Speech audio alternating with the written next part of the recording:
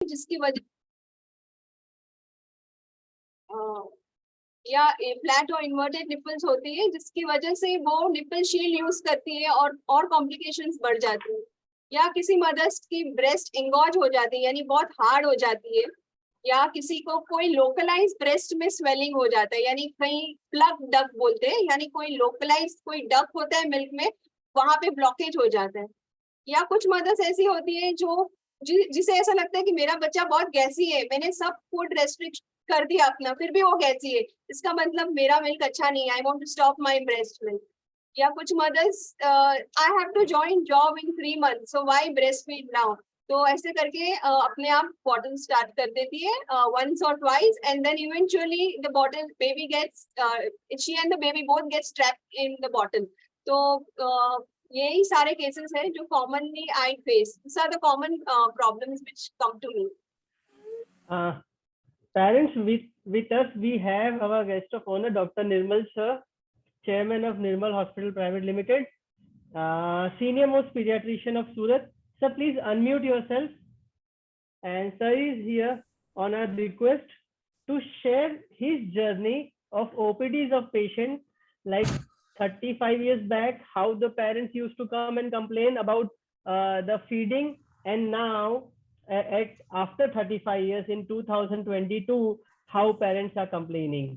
Sir, Nirmal sir. Thank you, Santosh. Thanks for giving me this opportunity to share my views. और देखो, बातें जो आपने मेरा अनुभव पूछा है, मैंने जैसे एमडी पीडियाट्रिक 1981 में किया और 79 to 81 जो मेरा ट्रेनिंग का पीरियड था, तो मैंने ये देखा कि हम पीडियाट्रिक डॉक्टर भी ब्रेस्ट फीडिंग को बहुत ही ज़्यादा इम्पोर्टेंस देते थे।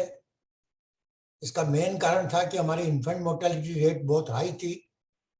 It was more than 150 at that time पर 1000 लाइव बर्थ, और इन्फेक्शंस बहुत ज़्यादा होते थे, diarrhoea, pneumonia, measles. So we knew कि breast feeding is such a protective for a child कि अंडर 5 मोर्टेलिटी कम करनी है तो ब्रेस्ट फीडिंग लंबे समय तक देना चाहिए। तो as a PG student and as a paediatrician हम लोग इतना ज़्यादा भार देते थे कि सब मदर के साथ खड़े रहना, उनको फीडिंग के लिए मोटिवेट करना, इंस्पायर करना, सामने खड़े रह के फीड करवाना। खास करके जो प्राइमरी मदर होती है उसमें सबसे ज़्यादा प्रॉब्लम आती है, क्योंकि लैक्टेशन एस्टैब्लिश होने में टाइम लगता है, 4-5 दिन लग जाते हैं। मदर भी एंक्सियस बहुत ज़्यादा होती है, फैमिली मेंबर भी एंक्सियस होते हैं। तो उन सब के साथ काउंसलिंग करके, मोटिवेट करके हम ये देखते थे कि किसी भी प्रकार से लैक्टेशन एस्टैब्लिश हो तब तक उनका जो एक टेम्पो है वो टिका के रखना, कि भाई आप चिंता मत कीजिए, यदि बच्चा फुल टर्म है तो कोई तकलीफ नहीं है। लेकिन we try to seek lactation, colostrum का इम्पोर्टेंस दिखा, समझाना, भले क्वांटिटी कम है बट ये बहुत जरूरी है। तो ये सब करते थे और मदर भी बहुत अच्छे ढंग से उसको सुनती थी और उसके लिए वो खुद मोटिवेट होके, नहीं नहीं सर, अब मुझे कोई जल्दी नहीं है, आप बता रहे हो तो कोई बात नहीं, भले ही 4 दिन लगेंगे, I will wait for my baby, इसके लिए मैं फीड जब अपना ही फीड करवाऊंगी। तो अपने जब समझाते थे तो मदर का रिस्पॉन्स भी और फैमिली मेंबर का रिस्पॉन्स भी बहुत अच्छा रहता था। तो लैक्टेशन फेल्योर के केसेस बहुत कम होते थे। प्रैक्टिकली आई डोंट रिमेम्बर कि मेरी पहले 20 साल की प्रैक्टिस में कोई ऐसा हुआ होगा कि जहाँ मदर ने साफ ना बोल दिया कि सर मैं तो फीड नहीं करवा सकती, या फैमिली में बोल दिया कि सर आप तो इसको टॉप मिल्क चालू करवा दीजिए। ये नहीं होगा। और over a period of time we are saying कि पिछले 10-15 साल में कुछ चेंज ऐसा हो गया है कि थोड़ी पेशेंस जो है वो कम हो गई है मदर के लेवल पे, and they get panicky very fast.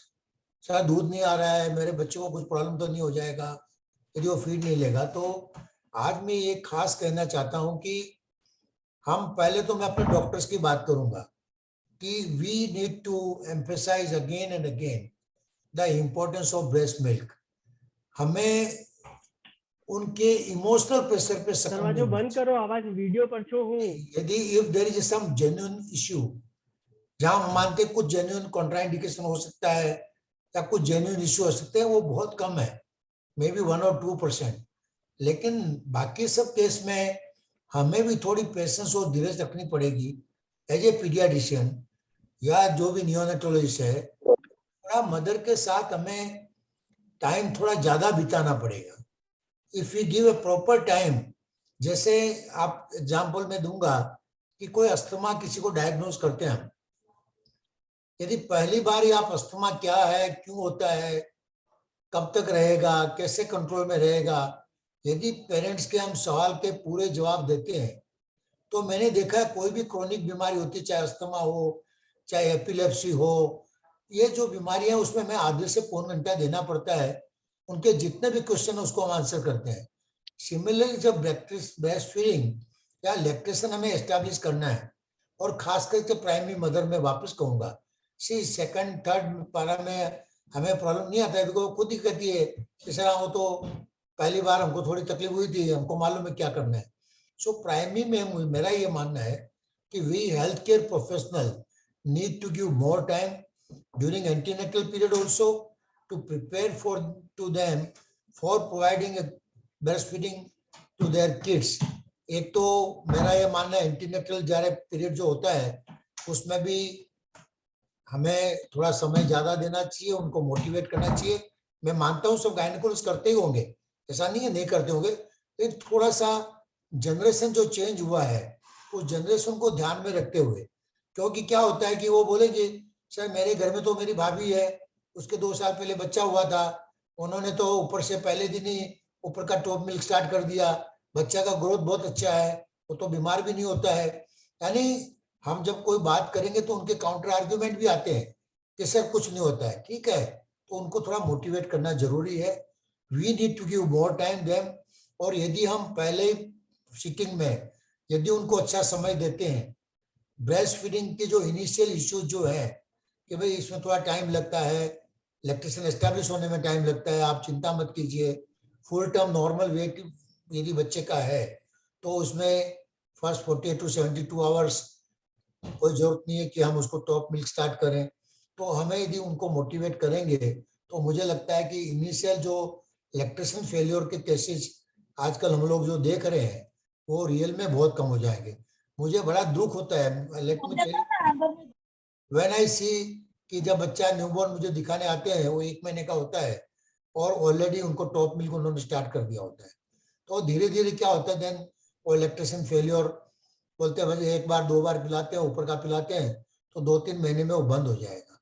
So we all know कि बाद में लैक्टेशन एस्टैब्लिश करने में इट्स नॉट पॉसिबल, कभी कभी टाइम भी लगता है।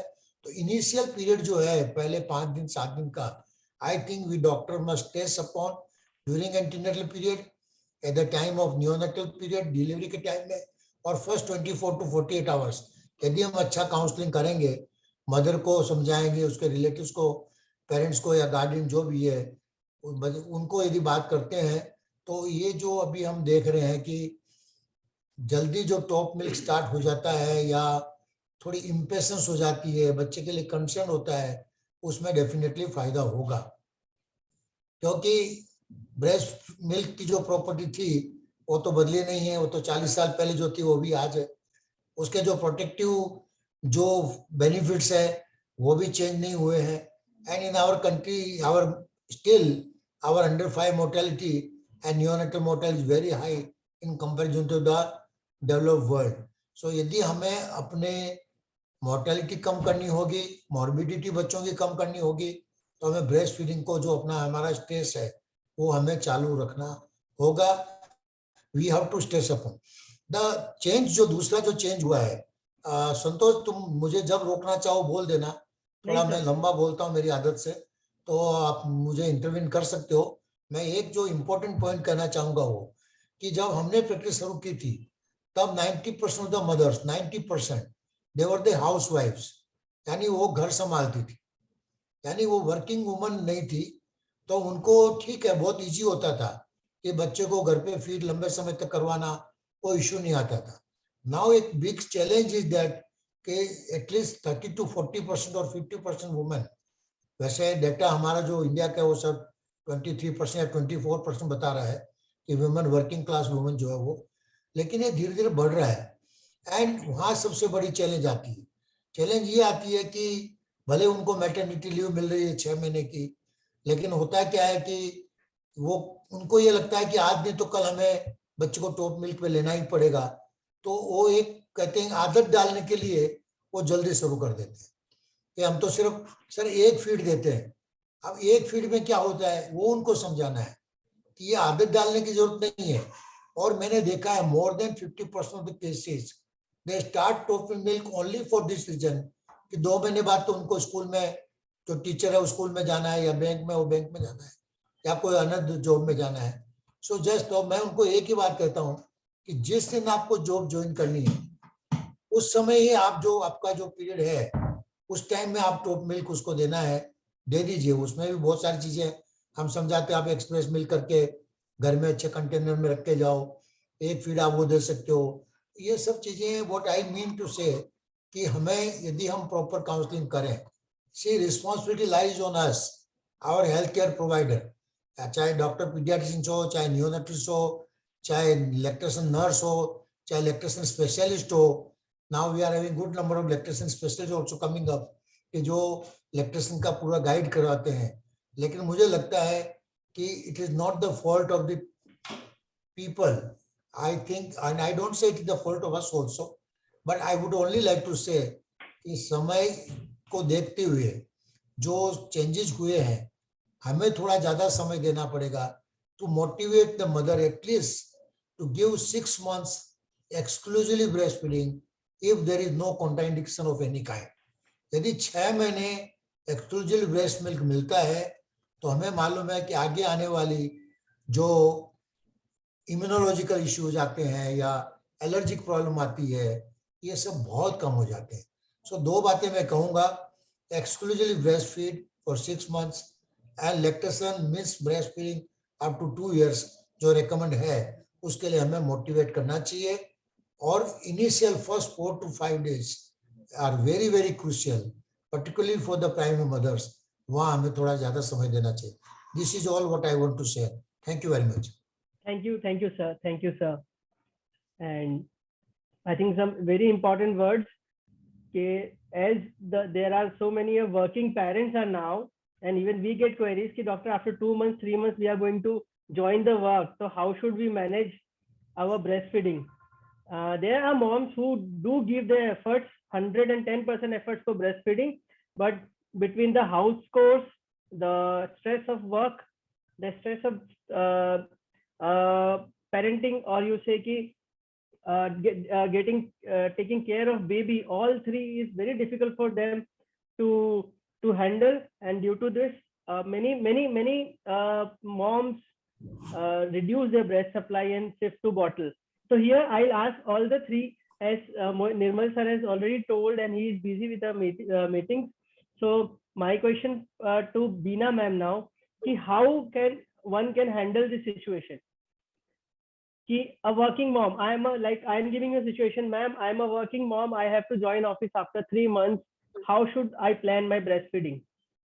So first, I would counsel the mother that whether the job is very much essential for her family, right? I mean, without that, her family won't move ahead. If it is that essential, then she can continue her job, but she should manage her milk supply. So in that case, we tell her whether the job is somewhere nearby. आपके आजू बाजू, घर के आजू बाजू आपका job है, तो आप घर आके बीच में आके बेबी को ब्रेस्ट फीड करा सकते हो, या अपना मिल्क एक्सप्रेस करके रख भी सकते हो। ओवरनाइट भी आप अपना मिल्क एक्सप्रेस करके स्टोर करके जा सकते हो, जैसे कि breast milk 4 to 6 hours at room temperature spoil नहीं होता। And similarly, you can store the breast milk in the fridge also for 2 to 3 days. तो इस तरह से आप अपना प्लान करके आप जॉब पे जा सकते हो। And you can also ask at your working place, जहाँ आप काम कर रहे हो, आप वहां भी उनको पूछ सकते हो कि क्या आपको एक स्पेशल रूम मिल सकता है, जहाँ clean room, well lighted, well aerated, जहाँ आप पंप कर सकते हो आपका milk collected and send it back home. Okay, तो इस तरह से आप 2 to 3 feeds तो आप easily आप collect करके घर भेज सकते हो और आपकी बेबी को काफी हद तक आपका मिल्क दे सकते हो. यानी you won't need much of formula. So अगर आपको yes, sir. 6 months पे जॉब ज्वाइन करना है तो start planning from 5th month. आप अपना पंपिंग सेशन बढ़ा सकते हो 5th मंथ से ताकि आपका सप्लाई बढ़े. सी आप by the time 5th month में आपका सप्लाई उतना ही होगा जितना अभी जो प्रेजेंट रिक्वायरमेंट है.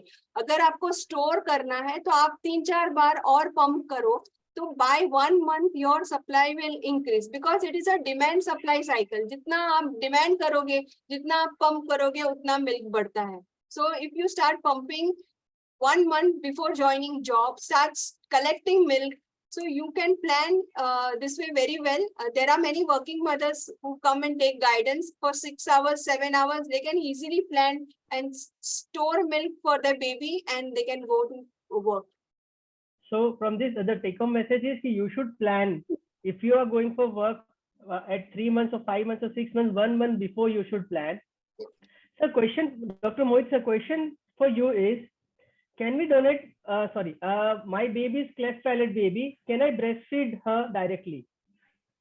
So क्लेफ्ट पैलेट का ये है कि आपको हमको देखना होता है कि क्लेफ्ट पैलेट कौन से टाइप का है. उसमें डिफरेंट क्लासिफाइड मीन हम डिफरेंटली उसको डिवाइड करते हैं. कंप्लीट क्लेफ्ट पैलेट है, पार्शियल है वो, और क्लेफ्ट लिप है कि नहीं, ये सब चीज देखने के लिए. क्योंकि क्लेफ्ट पैलेट या cleft lip, mainly cleft palate वाले बच्चों में प्रॉब्लम ये रहता है कि उसमें रिगर्जिटेशन होता है. हम एस्पिरेट, बच्चा एस्पिरेट मतलब जो हम दूध देते हैं उस बच्चे को, तो उसमें बेसिकली हमारे कोई भी बच्चा जब दूध पीता है उसमें 2 रिफ्लेक्स बहुत जरूरी होते हैं, एक सकिंग और एक स्वॉलोइंग. सक मीन्स दूध खींचना, एक दूध खींचना और उसको फिर अंदर निगलना. इन दोनों में कोऑर्डिनेशन होना बहुत जरूरी है. अगर हमारे इस दोनों रिफ्लेक्सेस में जो नॉर्मल प्रक्रिया, ये मैकेनिज्म है, इसमें कहीं भी प्रॉब्लम आता है तो वो दूध सीधा फेफड़े में जाता है, जो कि जान के लिए खतरा होता है. और इसमें ब्रेक आना या इसमें हिंड्रेंस प्रॉपरली ये नहीं हो पाना, ये क्लेफ्ट लिप वाले बच्चों में बहुत कॉमनली हो सकता है. तो इसीलिए सबसे पहले हमको ये देखना है कौन सी टाइप का है. इसीलिए उनको डायरेक्ट ब्रेस्ट फीडिंग कराना थोड़ा रिस्की हो जाता है. तो वो या तो डॉक्टर की गाइडेंस के अंडर होना चाहिए, वो असेस करते हैं, क्योंकि हम लोग पहले असेस करते हैं. इनके लिए स्पेशल तरह की बॉटल्स और निप्पल्स आते हैं इनको फीड करने के लिए. अगर वो भी नहीं लेते हैं देन हम उनके लिए एक प्लेटिंग यूज करते हैं. उन प्लेटिंग के साथ क्या होता है कि उनका क्लेफ्ट पैलेट जो उनका होता है वो कवर हो जाता है. Then we can try with the feeds. तो पेरेंट्स को अपने सर पे ये कुछ करना नहीं है, it has to be under the guidance of a doctor. और इसीलिए वो बच्चे वैक्यूम पूरा क्रिएट नहीं कर पाते, उनका स्वॉलोइंग अच्छा नहीं होता है, इस करके वो हो सकता है कि वो ब्रेस्ट फीडिंग अच्छे से नहीं ले पाए. तो इसके लिए हमको खुद अपने आप से कुछ ट्राई नहीं करना है. It has to be under the guidance of the paediatrician or a neonatologist taking care of your baby. Unmute. The next question for you, sir. I am 6 months old. I am getting very enough milk for my baby and extra milk. Can I donate it somewhere? Yes. Is there any blood bank, milk bank where I can donate milk? So in Surat अभी 2 जो donor milk banks हैं, one is in समीमर hospital और एक in civil hospital. यहाँ पे milk banks हैं. तो अगर आपका एक्स्ट्रा दूध आ रहा है तो आप डोनेट करेंगे, that will be very good thing. That is a kind of cause for premature babies. जैसे हम ब्लड डोनेशन के लिए कहते हैं, similarly the milk is a life saving for premature and the sick babies in NICU, neonatal ICU में जो बच्चे admit हुए होते हैं. तो ये दो जगह पे सूरत में जगह है जहाँ पर आप अपना मिल्क डोनेट कर सकते हैं. Thank you, sir. So parents, अगर आपको बहुत एक्स्ट्रा मिल्क आ रहा है तो you can donate your milk. The next question for Beena ma'am. I was starting with for 1.5 months. I was very stressed. I was not able to breastfeed. Now the milk was not there, but now I am fine. I want to start breastfeeding again. Can I start breastfeeding again? Yes, you can start, and even if you can start at the age of 3 months or 2 months, because breastfeeding, just if your baby is latching to your breast, you have to just keep on making him latch more and more. Okay, the more you latch, the more the baby will suck, the more will the milk production. But if at the same time, if your baby is taking milk with bottle or some feeder or some nipple shield or something other like a pacifier, you have to stop all those things, because that will create a nipple confusion in baby's mind, and he will not work very hardly over your breast. तो सबसे पहला आपको क्या करना है, आपको attraction बढ़ाना है, बॉन्डिंग बढ़ाना है. So first thing is skin to skin, lot of skin to skin touch, so that baby is attracted more to you. Okay, stop bottle feeding, let him suckle at your breast how much ever minutes. More you let him suck, more will be your milk production. And if you do not have presently that much milk to feed the baby, इतना milk अगर आपके पास अभी present नहीं हो, तो आप जो भी दे रहे हो उसको कप से दीजिए. Okay, so the only thing he will get in his mouth is your breast and your nipple, so he will come back to your breast. There have been mothers who came to me who have not breastfed for 1.5 months, और उनको बहुत difficulty आई थी वो formula देने में, bottle wash करने में, sterilise करने में, मिडनाइट प्रिपरेशन में, और वो इतना एड ऑन स्ट्रेस था उसकी मदर्स को कि जब उसका बेबी ऑफिशियली धीरे धीरे ब्रेस्ट फीड करने लगा, तो she was very much relieved.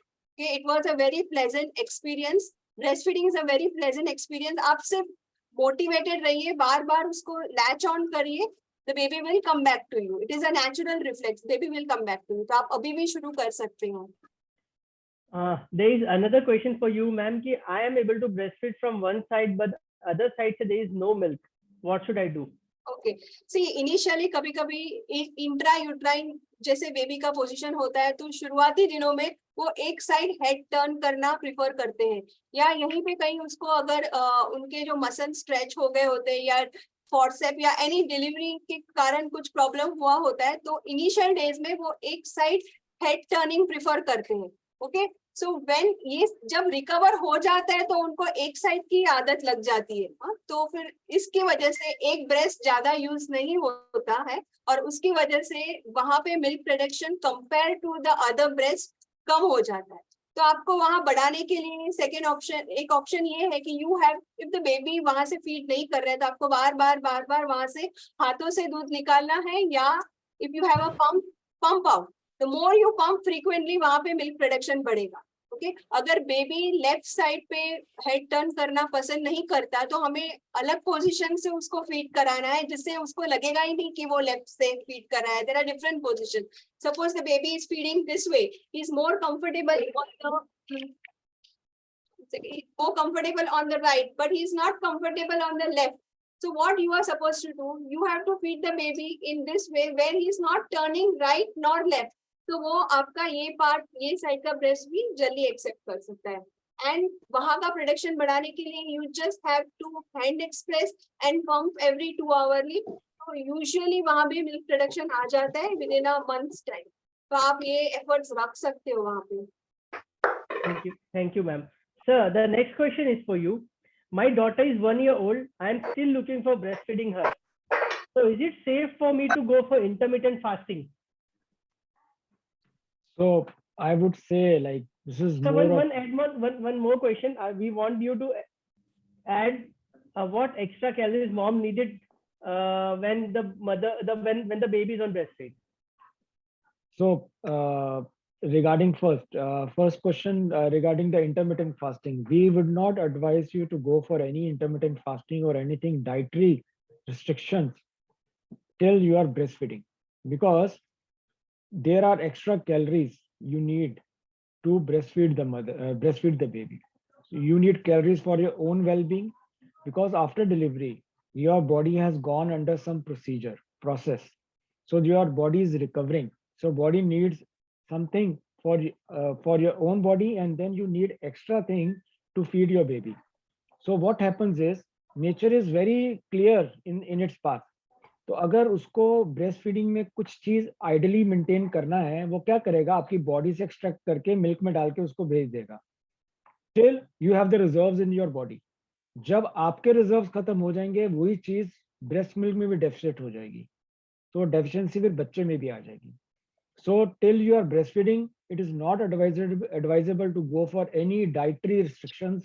You should take good, healthy diet with some extra calories. अगर आपके बॉडी मास इंडेक्स या वॉट एवर, एक टेक्निकल जो न्यूट्रिशनिस्ट आपको ज्यादा अच्छे से बता पाएंगे, वो उसके लिए अगर 2000 किलो कैलोरीज आपकी बॉडी के लिए रिक्वायर्ड है, I should take 500 calories extra for my breast feeding. You have to add on to that.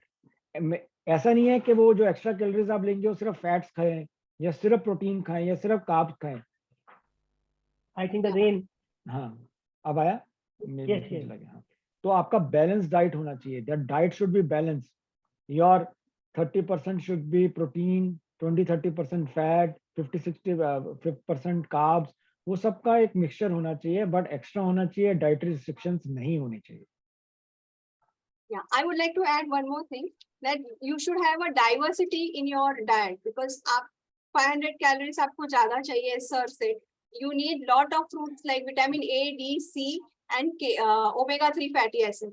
This is ये जो चीजें हैं वो आपकी डाइट से मिल्क में मिलने वाले हैं. यानी आपकी डाइट एकदम डाइवर्स होनी चाहिए, and lot of protein and complex carbohydrate and lot of fruits and vegetables. Okay. The next question for you, ma'am. First question is how to increase breast milk supply. What all medicine should be taken? At present, I am on food should be taken, and at present I am on lactation supplements like Satavari, Methi seeds, and etc. I am 45 days postpartum, and when should I stop this? Okay.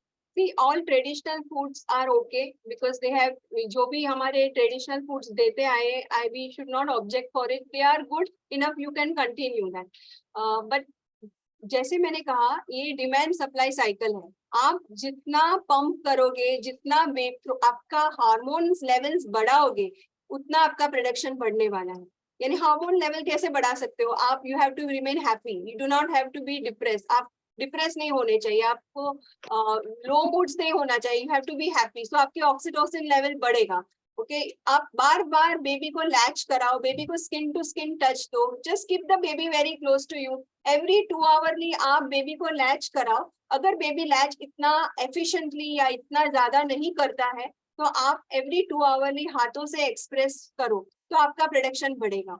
ऐसे कहते हैं कि first 15 days में baby has to breast feed 8 to 10 times. In the books they have written 10 to 12 times. यानी 24 hours में every 2 hourly अब जब baby breast feed करता है, तब आपका पीक मिल्क प्रोडक्शन बनता है बाय 15 to 20 डेज.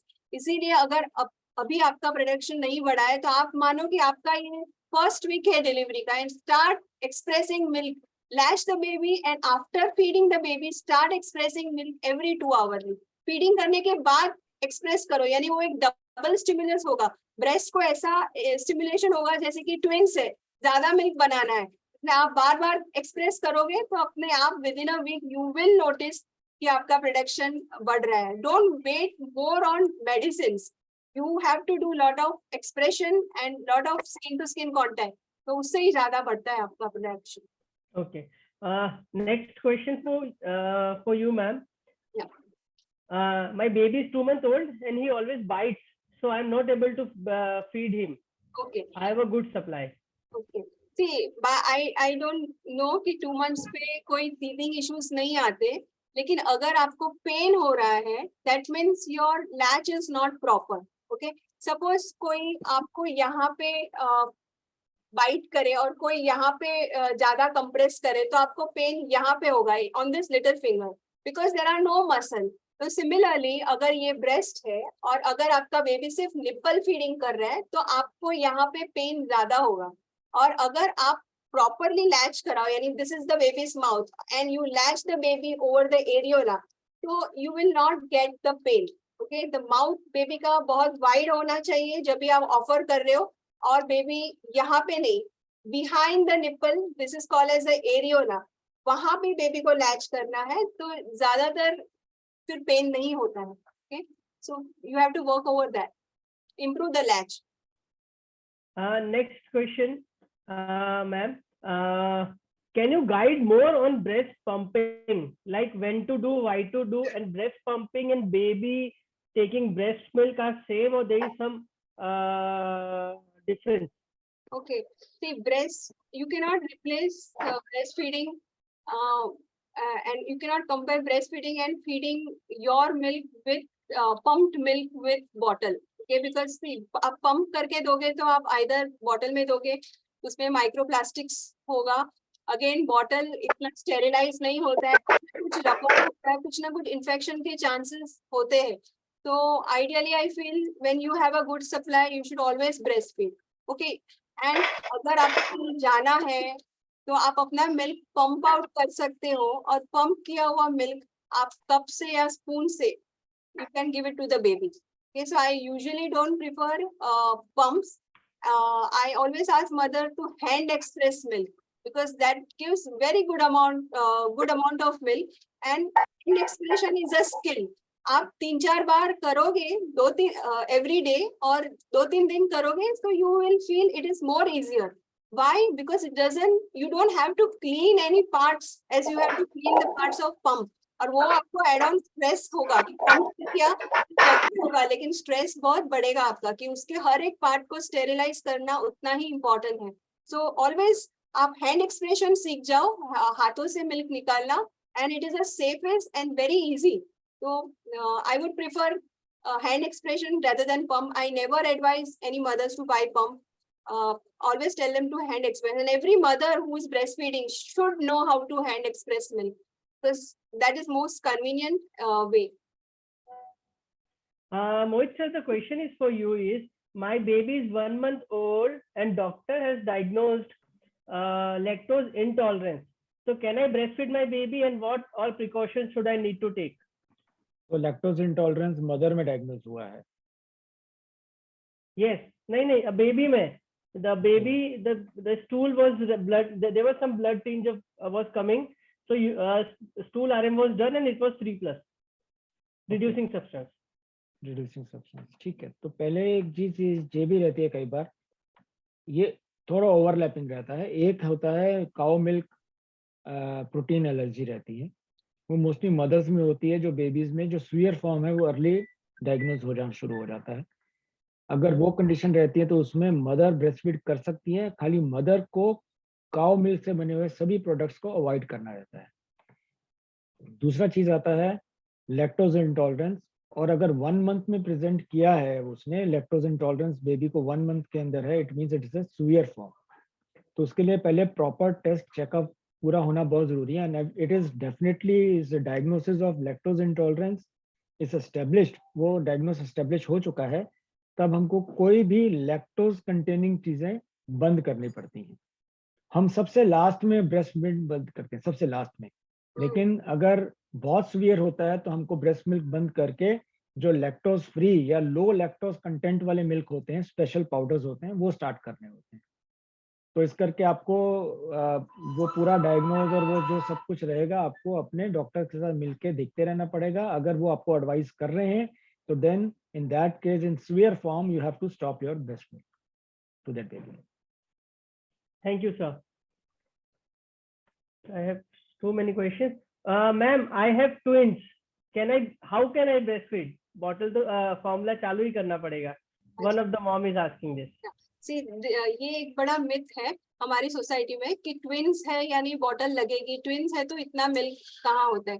जैसे मैंने शुरुआत में कहा था, मैमल्स जैसे दूसरे मैमल्स है उनके तो ट्विंस क्या, उनके ट्रिपलेट्स और काफी बच्चे होते हैं, फिर भी वो अपने बेबी को ब्रेस्ट फीड कराते हैं. तो हम भी हमारे बेबीज को अगर आप फिर भी हम ब्रेस्ट फीड करा सकते हैं. ये आपको याद रखना है कि अगर आपका ट्विंस है यानी आपके बॉडी में ड्यूरिंग प्रेगनेंसी ज्यादा हार्मोन्स होंगे जिससे ज्यादा ब्रेस्ट टिश्यू डेवलप हुए होते हैं. ब्रेस्ट टिश्यू प्रेगनेंसी में डेवलप होते हैं, दैट इज स्टेज 1 ऑफ लैक्टोजेनेसिस. वो 3rd-4th मंथ ऑफ प्रेगनेंसी से शुरू होता है.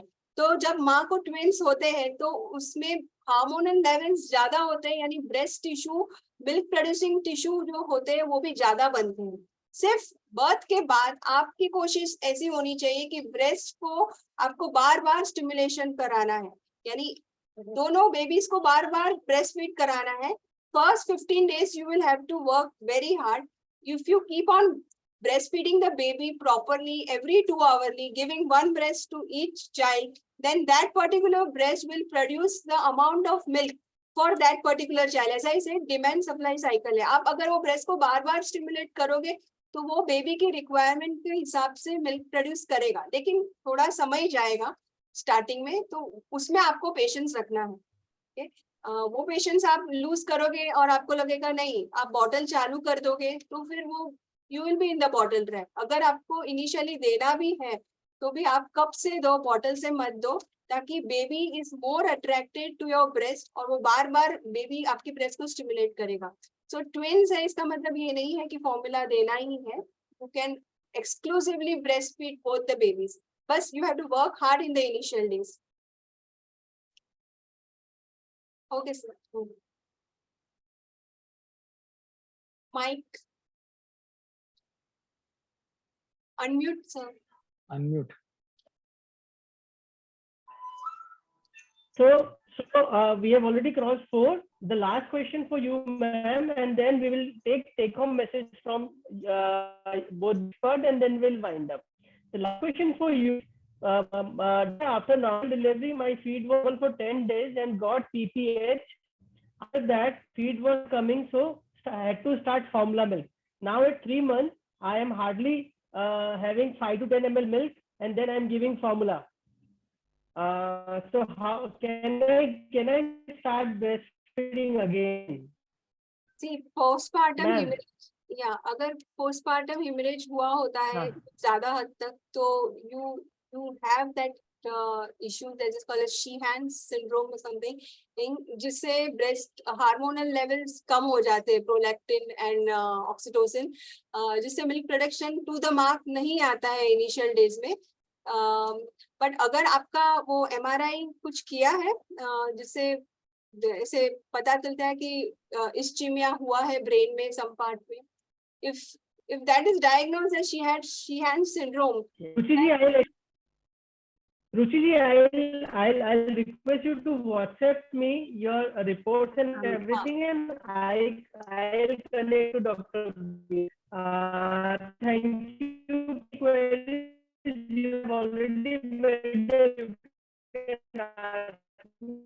query expected, but now just in a line, please give a take-home message, Dr. Mohit sir. So take-home message from your side, sir. So take-home message is: 1, always think positive about breastfeeding. Keep on breastfeeding. Try best to breastfeed as much as you can. And then if not, if you are if you are going somewhere or this thing, try to express and feed. That is the best for your baby. That is the max you could do for your baby. Thank you, Mohit sir. That was great from your side. Thank you for giving your 1 hour, and I only know how I tried to convince you or take time from your busy schedule. Dr. Beena ma'am, before you give me your take-home message, I would like to tell you that the pointers you have told, even I did not knew, and I did not think of that this may be the reason the baby is not taking or there is a pain. Thank you, and we'll need in future also for your expert opinion. And please your take-home message now.